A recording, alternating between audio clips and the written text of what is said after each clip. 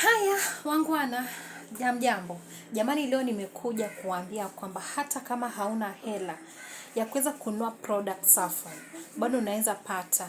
Yaani kuna ile kitu ambayo imeletwa kana kwamba kama utaweza kupost vitu zako kwa social media na una screenshot na unaweka ID yako, basi wewe utaweza kupata shilingi 20 kila siku. Sasa wewe ambao unaogopa kuchukua 1300 yako utume Safon ukisema hawa ni maconmen, hawa ni waizi. Haya, utakuwa hata hujatumia hata shilingi ngapi yako hautakuwa umeguza. Kwa hivyo kwa mwezi mmoja utakuwa na shilingi 600, tena mwezi mwingine 600. Na mimi nawaambia, yani hii ni guarantee kwamba kama utaweza kumanage kupata 1000, basi mimi 300 ya juu nitakuongezea ili uone kana kwamba Safon sio mchezo. Safon ni sure bet, Safon ya ukweli.